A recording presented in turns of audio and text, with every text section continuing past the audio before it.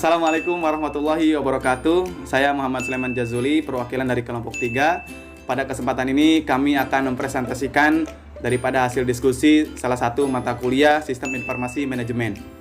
Yang sama-sama kita hormati Bapak Dr. Ismartaya MM dan juga rekan-rekan mahasiswa yang mengikuti perkuliahan Sistem Informasi Manajemen. Berikutnya saya akan sebutkan nama-nama kelompok yang akan mempresentasikan pada kesempatan kali ini. Yang pertama ada Alfira Syahrani, kemudian Eki Ahmad Fadilah, kemudian ada Melinda Apriliani, kemudian ada Muhammad Ihsanuddin, saya sendiri Muhammad Sulaiman Jazuli, kemudian ada Nisfiani Sya'baniyah, kemudian ada Oki Dwi Fahrudin, ada Rafika Natasha, berikutnya ada Feriniawati, Wahyu Auji Wibowo, dan juga Yusi Rizka Puspita. Untuk mengefisienkan waktu, mari kita sama-sama dengarkan presentasi dari rekan-rekan saya. Waktu dan kesempatan kami persilahkan.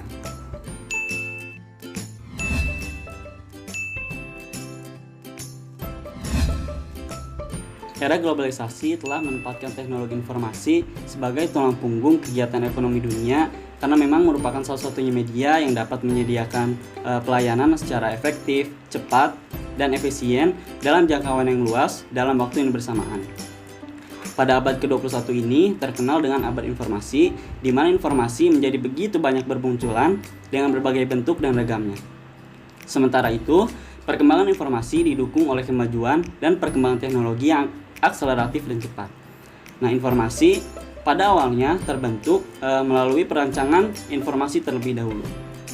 Nah, perancangan informasi ini adalah aktivitas yang menggambarkan pengembangan data kompleks dan pengetahuan dengan cara menganalisis informasi dan memaksimalkan nilai potensial untuk para penggunanya. Nah, perusahaan yang memang memanfaatkan teknologi informasi ini hampir dapat dipastikan akan mempunyai kinerja yang lebih baik karena memang perusahaan tersebut memiliki efektivitas dan efisiensi dalam proses pencapaian tujuan perusahaan. Dalam membangun infrastruktur teknologi informasi, kita perlu menggunakan jaringan, di mana jaringan tersebut digunakan untuk menghubungkan komputer dengan jarak yang terbatas antara dua atau lebih tempat yang berbeda yang disebut dengan local area network. Network ini sudah merupakan kunci penting dalam pengelolaan data dan informasi pada masa kini. Selanjutnya akan dilanjutkan oleh rekan saya. Infrastruktur teknologi informasi. Infrastruktur TI didefinisikan sebagai sumber daya teknologi bersama yang menyediakan platform untuk aplikasi sistem informasi perusahaan yang terperinci. Infrastruktur TI meliputi investasi dalam peranti keras, peranti lunak, dan layanan seperti konsultasi, pendidikan, dan pelatihan yang besar di seluruh perusahaan atau tersebar di seluruh unit bisnis dalam perusahaan. Infrastruktur TI terdiri atas kumpulan perangkat dan aplikasi perangkat lunak yang dibutuhkan untuk menjalankan suatu perusahaan besar secara keseluruhan. Namun, infrastruktur TI juga merupakan sekumpulan layanan firewide mencakup seluruh perusahaan yang dianggarkan oleh pihak manajemen dan terdiri atas kapabilitasan manusia dan kapabilitasan teknis. Layanan yang dapat disediakan oleh perusahaan untuk para pelanggan, pemasok, dan para pekerja adalah kegunaan langsung dari infrastruktur TI. Perusahaan tersebut idealnya, infrastruktur ini mendukung bisnis perusahaan dan strategi sistem informasinya. Teknologi informasi yang baru mempunyai dampak besar terhadap bisnis perusahaan dan strategi sistem informasinya. Teknologi informasi yang baru mempunyai dampak besar terhadap bisnis dan strategi TI, sama seperti layanan yang dapat disediakan bagi para pelanggan. Selanjutnya akan dipaparkan oleh rekan saya. Adapun tahap-tahap evolusi teknologi informasi. Infrastruktur teknologi informasi di dalam organisasi saat ini merupakan hasil dari evolusi selama lebih dari 50 tahun di dalam platform komputasi. 5 tahap dalam evolusi ini yaitu yang pertama, era mesin akuntansi elektronik adalah mesin akuntansi elektronik terspesialisasi yang merupakan komputer primitif yang digunakan untuk perusahaan akuntansi. Yang kedua, era mainframe umum dan komputer mini terdiri atas sebuah mainframe yang melakukan pemrosesan terpusat yang dapat dihubungkan ke ribuan terminal. Yang ketiga, era PC didominasi oleh penggunaan komputer desktop dengan perangkat produktivitas kantor.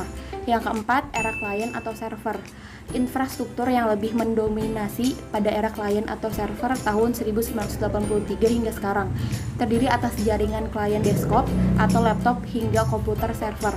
Yang kelima ada era komputasi internet perusahaan.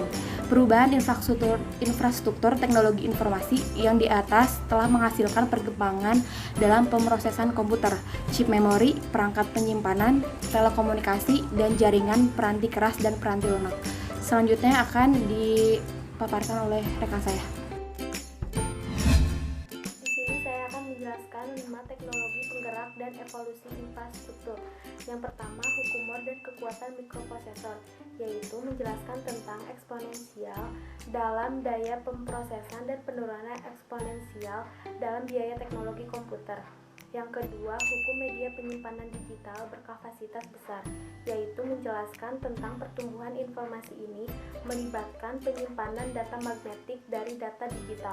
Yang ketiga, hukum Metcalfe dan ekonomi jaringan. Hukum ini mengatakan bahwa nilai atau kekuatan dari jaringan bertumbuh secara eksponensial sebagai fungsi dan jumlah anggota jaringan tersebut.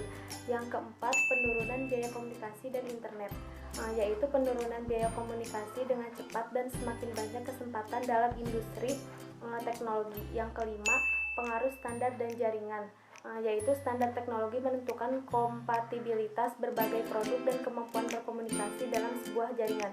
Selanjutnya akan dipaparkan oleh teman saya. Komponen infrastruktur.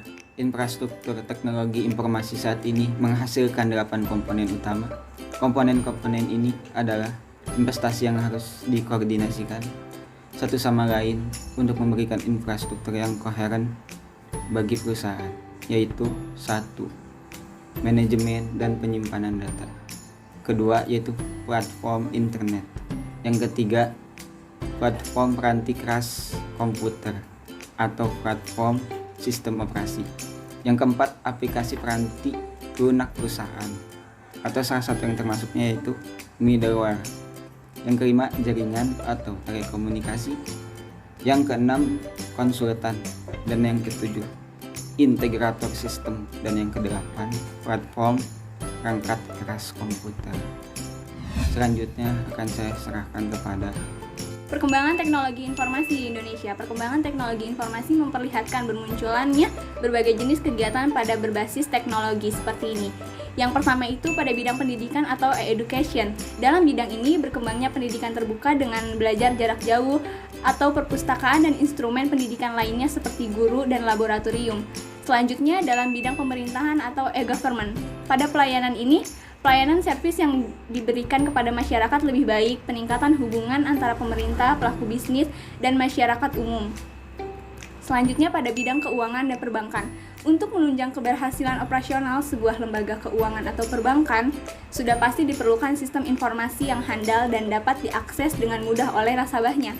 Perkembangan teknologi dan infrastruktur telematika di Indonesia akan sangat membantu perkembangan industri di sektor keuangan, seperti pada perluasan cakupan usaha dengan membuka cabang-cabang di daerah, serta pertukaran informasi antara sesama perusahaan asuransi, broker, industri perbankan, serta lembaga pembiayaan lainnya. Selanjutnya akan dilanjutkan oleh teman saya. Oke, selanjutnya yaitu yang akan saya terangkan mengenai infrastruktur jaringan komputer. Pengertian dari jaringan yaitu sebuah sistem operasi yang terdiri atas berbagai komputer atau perangkat jaringan lainnya yang bekerja sama dan mencapai tujuan. Ataupun jaringan adalah suatu jaringan kerja yang terdiri dari titik-titik yang saling terhubung dengan satu sama lainnya tanpa adanya kabel. Kemudian ada tujuan dari jaringan komputer. Yang pertama yaitu jaringan memudahkan manajemen agar lebih efisien. Yang kedua yaitu jaringan membantu mempertahankan informasi agar lebih up to date. Yang ketiga yaitu jaringan membantu memproses untuk data. Yang keempat yaitu jaringan memudahkan kelompok bekerja untuk berkomunikasi agar lebih efisien. Dan yang terakhir yaitu yang kelima, jaringan yaitu membantu dalam melayani pelanggan agar lebih efektif. Oke, untuk selanjutnya akan disampaikan oleh rekan saya. Infrastruktur jaringan komputer, pengertian infrastruktur jaringan komputer yaitu sekumpulan komponen fisikal dan logikal yang menyediakan dasar untuk konektivitas, keamanan, routing, pengaturan, akses dan fitur integral pada jaringan. Jenis-jenis infrastruktur jaringan komputer yaitu yang pertama infrastruktur fisikal, merupakan topologi jaringan tersebut, rancangan fisik jaringan-jaringan yang terdiri dari komponen perangkat keras seperti kabel, servers dan host. Yang kedua yaitu infrastruktur logikal.